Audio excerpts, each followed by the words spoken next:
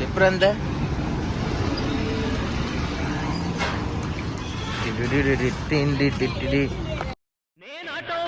ఆటోవాణ్ణి అన్నగారి రూటువాణ్ణి న్యాయమైన రేటువాణ్ణి ఎదురులేని ఆటగాణ్ణి అందమైన పాటగాణ్ణి మంచోళ్లకు మంచివాణ్ణి తప్పుడోళ్ల వేటగాణ్ణి అచ్చమైన తెలుగువాణ్ణి మచ్చలేని మనసు వాణ్ణిరా నేనందరికీ సొంతవాణ్ణిరా నేనెప్పుడైనా అందరికీ సొంతవాణ్ణిరా నే తప్పంటే తప్పురా ఒప్పంటే ఒప్పురా తప్పంటే తప్పురా ఒప్పంటే ఒప్పురా నేను ఆటోవాణ్ణి అన్నగారి రూటు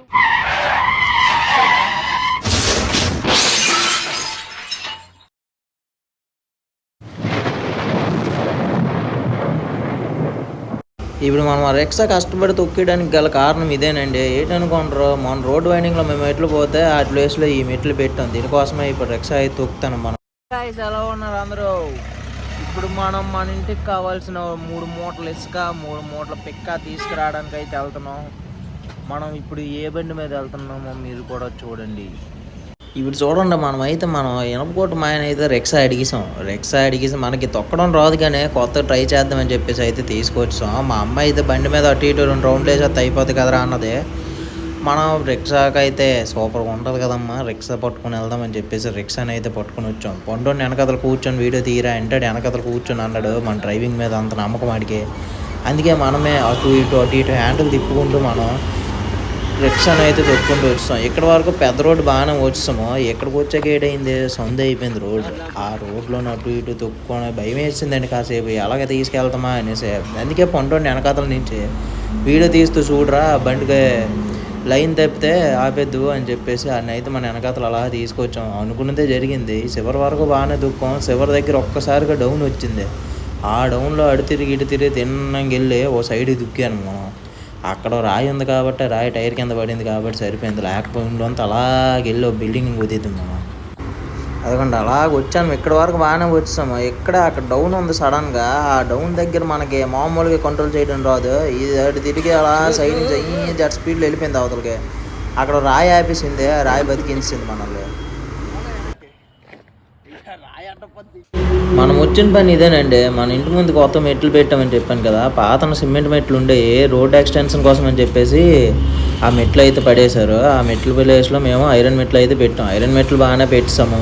దానికి పైన స్లాబ్ కొట్టాం. ఆ స్లాబ్ కోసం కొంచెం ఇసుక అవసరం పడింది.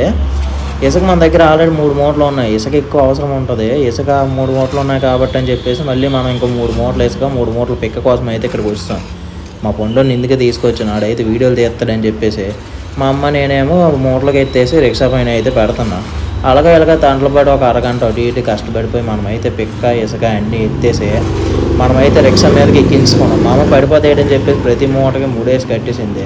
రిక్షా పైకి ఎక్కించేసి పండుని వెనక్కి పంపించాం తొయ్యడానికి. ఇప్పుడు ఎంతకట్టి ఖాళీ కాబట్టి ఊపుకొని బాగానే వచ్చాం. ఇప్పుడు తొయ్యాలి కదా, అదిగోండి అంతా అయిపోయింది. మనమైతే అక్కడ తోసుకుంటూ మన ఇంటి వరకు వచ్చాం.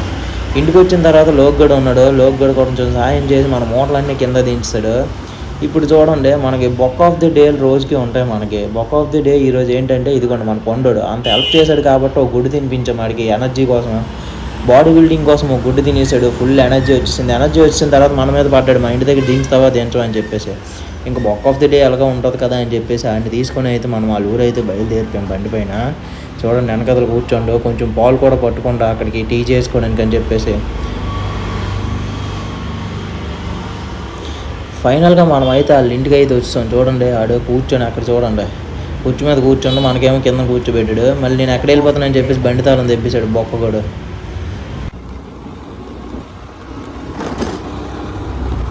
మా బొక్కగోడిని తోటలు దించుతాం. వాళ్ళు సాయంత్రం వరకు పని చేస్తాడు. సాయంత్రం 3 టైంకి ఇంట్లోకి వెళ్ళిపోతాడు. ఊర్లోకి వెళ్ళిపోయి క్రికెట్ ఆడుకుంటాడు కొండలతో. మళ్ళీ సాయంత్రం వచ్చేస్తాడు. మనవాడికి ఏసీ లేకపోతే నిద్ర రాదు.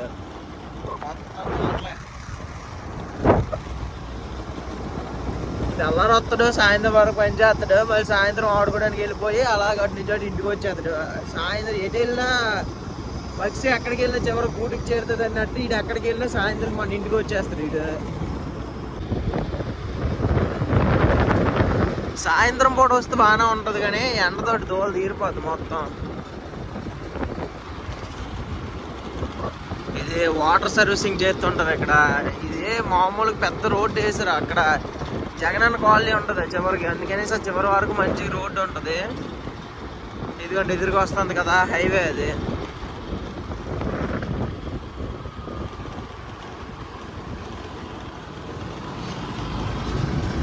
ఇవన్నీ లారీ పార్కింగ్లు, ఇక్కడ లారీలు ఆగుతాయి ఇక్కడ. ఇది హైవే.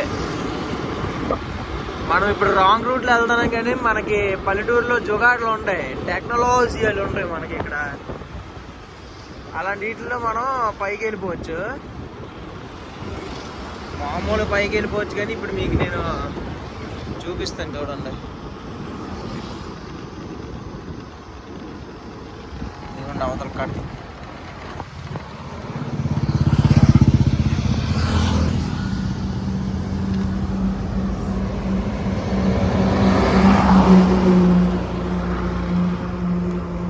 ఇలాంటివి ఎక్కడికక్కడ కటింగ్లు ఉంటాయి మనకి రోడ్డు టర్నింగ్ల దగ్గర, ఇంపార్టెంట్ టర్నింగ్స్ దగ్గర.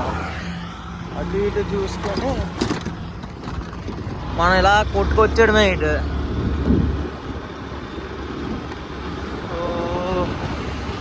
రోడ్డు వర్కులు జరుగుతున్నాయి చూడండి, కాలువలన్నీ ఇక్కడ వేస్తారు సగం వరకు. నెక్స్ట్ మన ఇంటి దగ్గరికి రావాలి.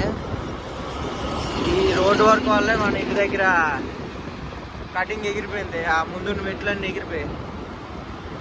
అప్పుడు మేము వాకింగ్కి అదే రన్నింగ్ వచ్చామని చెప్పాను కదా, రన్నింగ్కి. ఇదిగోండి ఇదే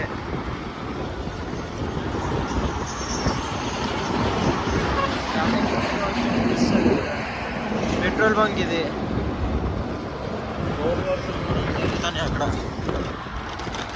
పెట్రోల్ బంక్. పండుని తోటలో దించేసి మనం అయితే వచ్చాము చూడండి, పార్కింగ్లో పెట్టాము. అదే మన పార్కింగ్. దాని పక్కనే మనకి బిర్యానీ పాయింట్ ఉంటుందండి. అక్కడైతే మనకు మధ్యాహ్నం ఇంట్లో నచ్చకపోతే బిర్యానీ తినేస్తాం. ఈ రోజుకైతే మనకి ఇంట్లోని గుడ్లు అయితే ఉండరు. 2 బాయిల్డ్ ఎగ్స్ 2 కర్రీ కనీసం మన కోసం ఉంచారు. కానీ మనం బాయిల్డ్ ఎగ్స్ తినలేదని చెప్పి అవి కూడా కర్రీ చేస్తారు. ప్లేట్ తీసుకొని అన్నం వేసుకొని మనమైతే గుడ్లు కూడా 2 వేసుకొని ఫుల్ గ్రేవీ అంతా మనమే వేసేసుకొని తినడానికి అయితే కూర్చుండిపోయాం.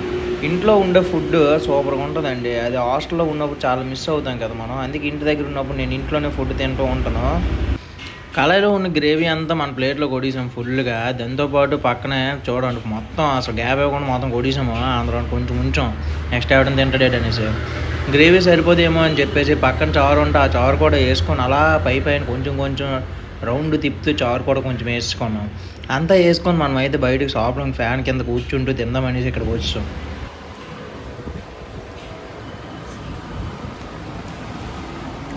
సూపర్గా ఉంది.